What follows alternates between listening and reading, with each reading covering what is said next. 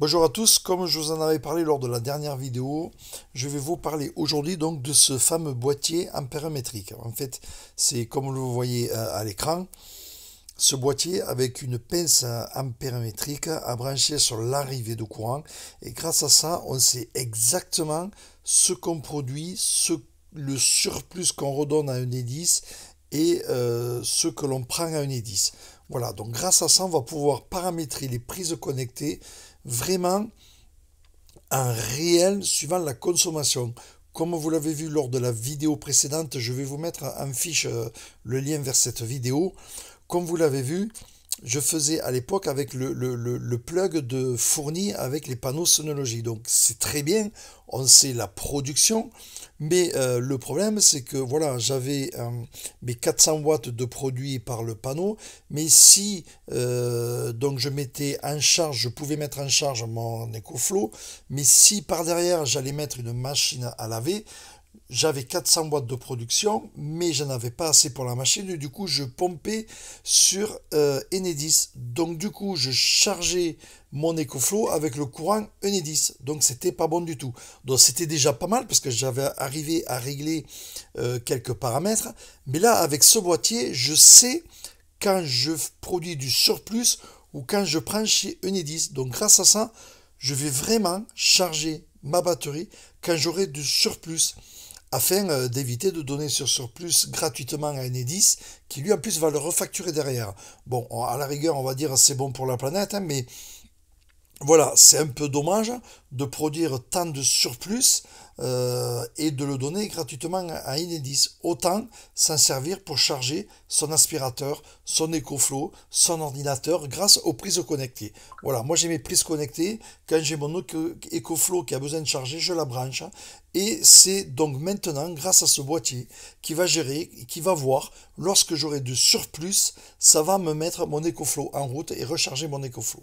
Donc on va voir tout ça en détail, l'installation et surtout les paramétrages. Donc c'est différent au niveau paramétrage, mais vous allez voir un peu les astuces et les problèmes qu'il y a eu, car il y a deux paramétrages qui ne fonctionnent pas, mais je vous mets tout ça en détail dans cette vidéo. Allez, c'est parti. Voilà, donc là c'est câblé, c'est branché, vous pouvez voir que le boîtier clignote très lentement. Vous pouvez voir ici, donc je fais attention parce qu'il y a le jus, l'alimentation du boîtier hein, avec la phase et le neutre, et ici l'alimentation de la pince ampérométrique hein, avec le fil noir au rouge sur le S1 et le fil rouge sur le S2. Ici, j'ai fait une petite boucle. Ça, le boîtier là, je le collerai avec le double face qui est donné. Et donc, je vais dans mon compteur. Ma pince ampérométrique est ici, comme vous pouvez le voir. Voilà. Donc, le sens du courant, il est comme ça. Il faut en fait que vous ayez votre pince, votre cliquet de votre côté. Voilà. Le fil en haut et le courant passe comme ça. Voilà. De toute façon, sur l'application, vous voyez si c'est pas bon.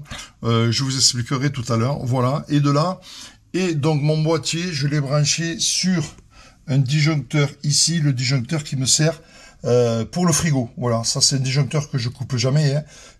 Quand je pars, plus de 2 jours, je coupe tout, sauf le frigo et l'alarme, bien sûr. Donc là, le frigo, je suis sûr, ça ne sera jamais coupé.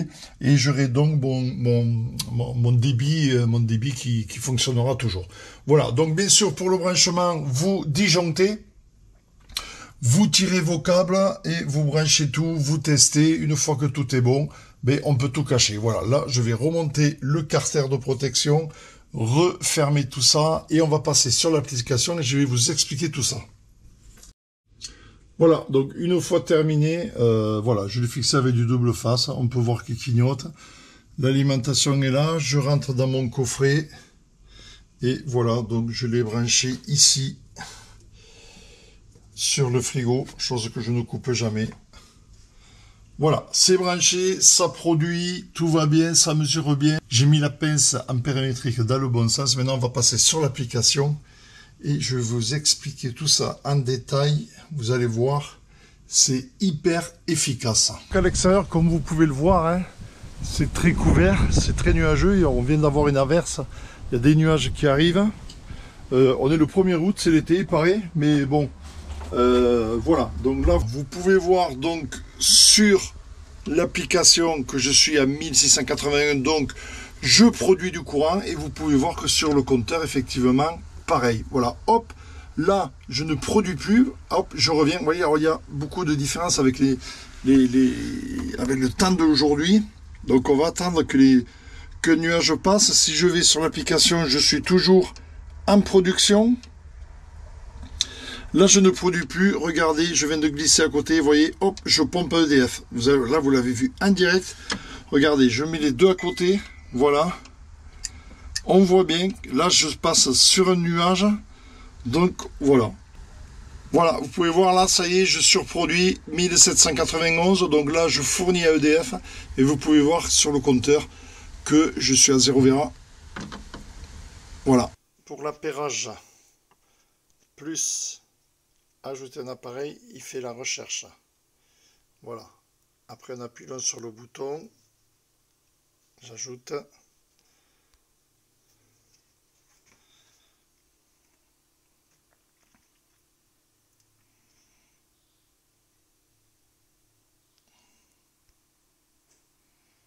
Et à partir de là, on a les débits. Voilà, donc j'ai bien effacé tous mes programmes automatiques, hein, on est d'accord.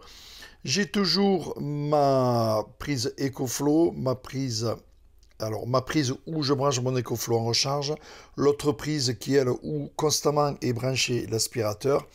Le Wi-Fi Smart Plug, vous voyez, il est 11h49 et je vois que je produis 303 watts. Voilà, donc bon, ça c'est pas grave. Et donc il est temps de refaire la programmation. Donc au niveau programmation, j'ai tout viré les anciens programmes que j'avais fait et j'y vais avec les nouvelles scènes comme c'est marqué sur l'application Nedis Smart Life. Alors, première nouvelle scène.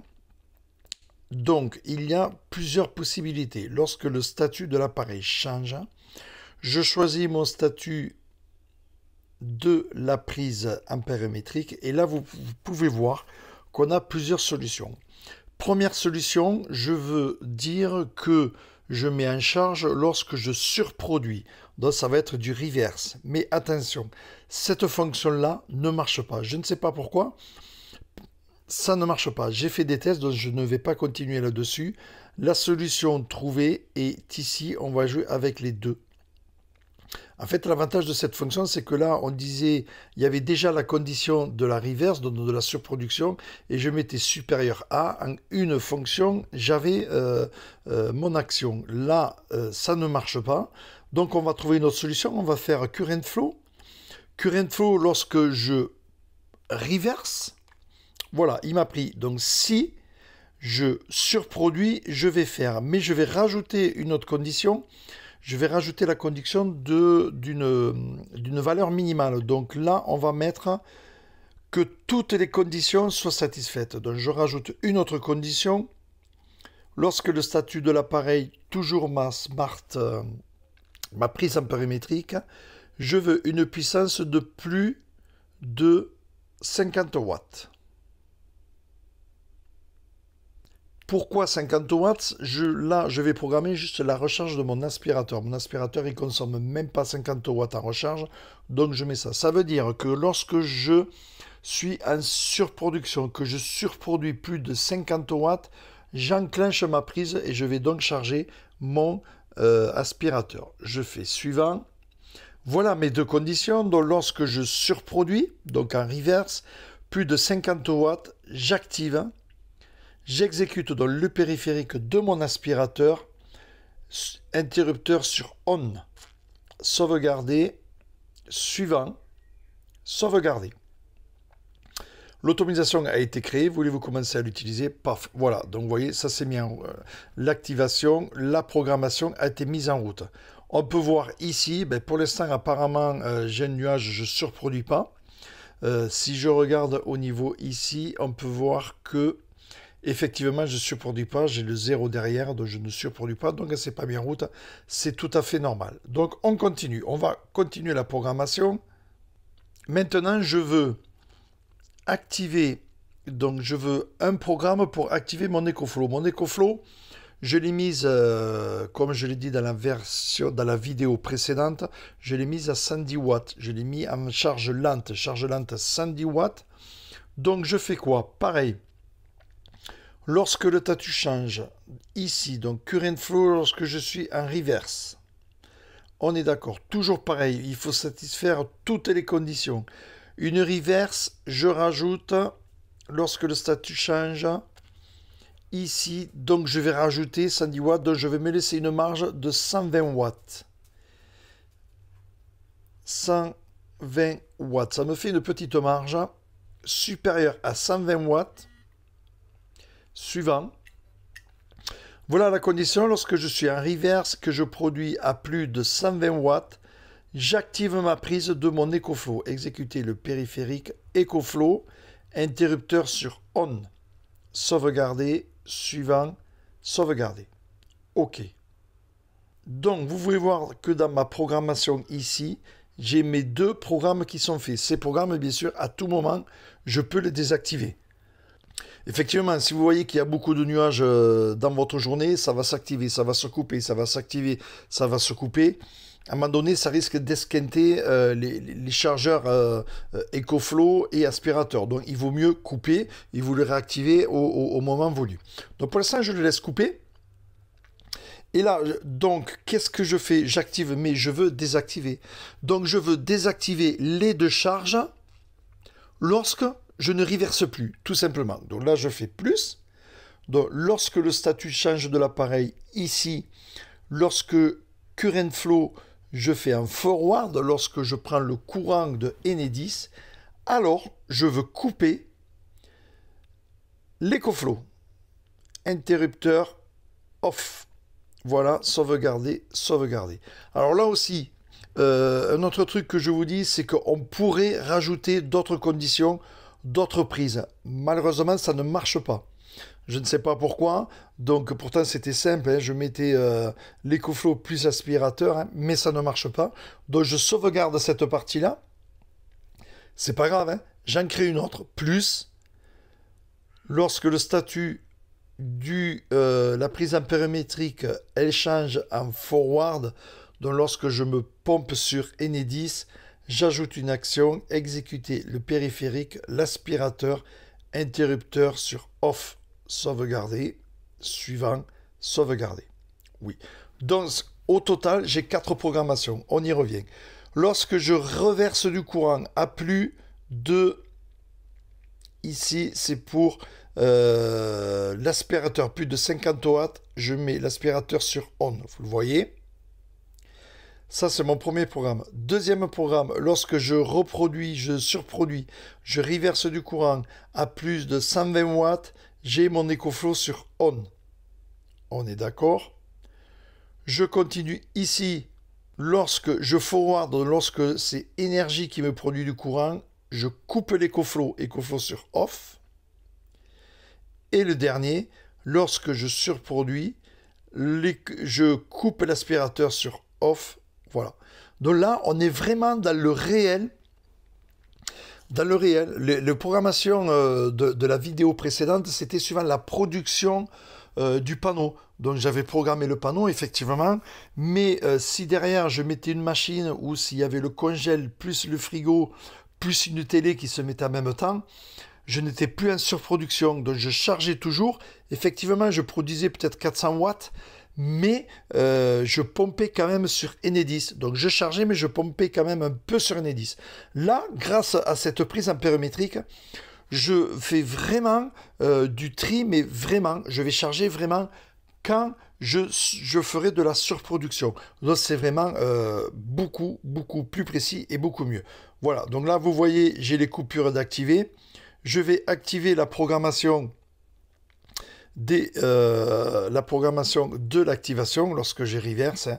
Voilà, donc là j'y suis. Vous voyez, j'ai l'aspirateur qui s'enclenche, c'est que j'ai dû dépasser de au moins 50 watts à un moment donné. On va jeter un œil ici. Ici, vous voyez, je surproduis de 300 watts. Vous voyez, je surproduis de 296. Donc normalement, la prise EcoFlow devrait pas tarder à s'activer. Voilà, ça y est, vous l'avez vu en direct comme moi, elle vient de s'activer, paf, un nuage, ça s'est coupé, vous voyez. Donc c'est quand même, voilà, donc là, vous voyez, là je surproduis plus, là je surproduis à nouveau de 216, vous voyez, il y a des nuages qui passent. Donc là, pour le coup, c'est enclenché. Donc qu'est-ce que je fais? Voilà, vous voyez, les deux se sont enclenchés en direct. Mais ce que je vais faire, je vais couper la programmation de la mise en route. Voilà. Je coupe mes programmations de mise en route, j'attends que les nuages partent et ça se coupera quand je ferai de la sous-production. On va appeler ça comme ça. Donc là, ben, vous voyez, ça s'est coupé. J'ai coupé pour l'instant. Après, bien sûr, j'ai toujours la solution, vous voyez, de tout mettre en charge ici. Paf, c'est parti. Et pour autant, quand je serai en forward, donc là, je suis... Ben, vous voyez, là, je produis. Donc dès que je ne produirai plus, ça va recouper à nouveau. Donc attention, hein, vous voyez, elles sont en route, mais dès que je serai en dessous de la production, voyons voir ce que je produis ici. 622 watts, nickel. Là, je suis plein soleil, mais bon, il y a des nuages aujourd'hui. Donc attention. Pour l'instant, il est même pas midi, donc je vais laisser la programmation comme ça. Si jamais ça rebaisse à nouveau, ça coupera. Et j'attendrai cet après-midi pour l'activer vraiment mes deux programmes pour éviter que ça fasse ouvrir, éteindre, ouvrir, éteindre, ouvrir, éteindre et éventuellement esquinter les chargeurs. Hein, voilà, donc là, a priori, ça a l'air de tenir un petit peu. Mais bon, vous voyez, là, c'est parti. Ça fonctionne. Je surproduis. On est au top du top. On regarde ma surproduction. Je produis 621 watts. J'ai un talon de 300 et quelques watts. Donc, tout va bien. Au niveau de la surproduction, ben, regardez, je le vois là. Lui, la mesure. Je produis de 286 en surproduction. Donc, c'est très bien. J'ai le 1 ici. Donc, je fournis à Enedis. Et je surproduis de 286 watts. J'ai pas de machine en route et j'ai rien. Je vais mettre mon ordinateur en charge par contre parce que lui il consomme 140 watts en charge rapide, donc ça devrait passer. Donc voilà, vous voyez, très efficace cette prise ampérimétrique. Je vais vous mettre le lien Amazon. Je l'ai trouvé sur Amazon aux alentours des 30 euros. Donc voilà, très efficace. Voilà, je reviendrai pour une prochaine vidéo. Abonnez-vous, comme ça vous saurez quand je la mettrai. Une prochaine vidéo sur les consommations. Et peut-être autre chose si je trouve d'autres astuces. Voilà, merci.